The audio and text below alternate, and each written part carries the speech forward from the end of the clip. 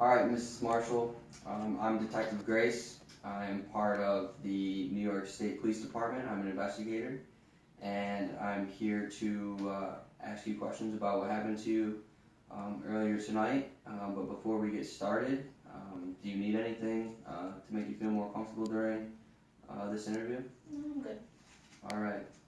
Well, I just want to start by asking you permission to ask you questions about what happened tonight. Is that all right? All right, and if at any time you feel uncomfortable with what's going on, feel free to stop me at any point, and we can end it there and try again at a different time. All right, Mrs. Marshall, where were you coming from tonight when this occurred to you?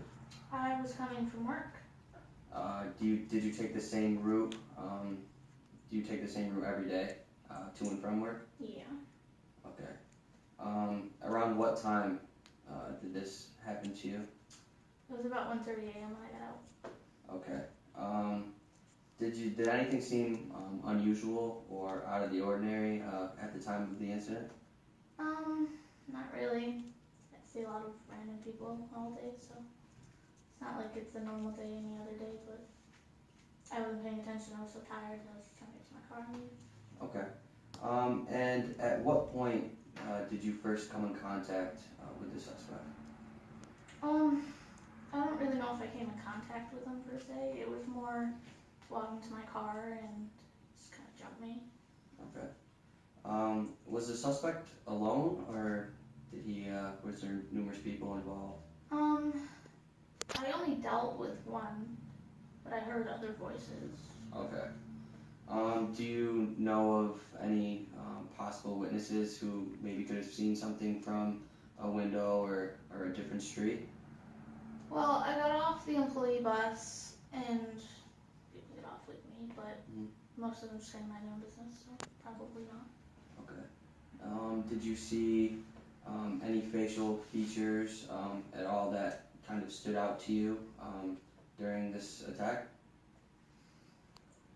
He had a scar right above his cheekbone, right next to his right eye, and like a salt and pepper colored beard. Okay.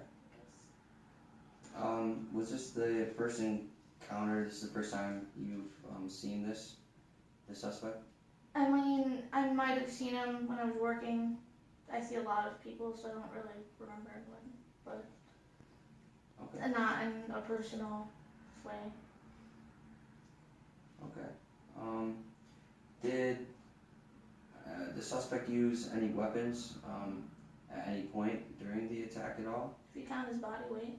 If not, then no. Okay. Do you know about the approximate height or weight of this suspect? He is about 6'2" and maybe 240, 250 pounds. Okay. Is there anything else that stood out to you during this attack that I've not asked you about? When he was taking his clothes off, he had a tattoo on his right thigh. I think it was, like a gear almost, like from a video game, I guess. It was black and white though. Okay. Now, after the attack, did you happen to see which way the individual escaped? No, when he pushed me, when he attacked me, I smacked my head, so I was trying to keep consciousness through the entire thing, so I could remember as much as possible, but at the point, like, everything had gone black. Okay. Now, before I conclude here, just any last things that you feel could be, important to this interview that haven't been mentioned before? After it happened, I was a little freaked out, so I called my husband, and he told me to go to the hospital and get a rape kit done. So, that is waiting at the hospital if you need it. Other than that, I don't know. I don't think so. I just don't want to go back to work because I'm afraid it's going to happen again. Okay. All right. What I'm going to do now is I'm just going to give you my business card, and if at any point something is to, you know, pop back into your head about what happened tonight, I want you to feel free to call me, you know, at any time.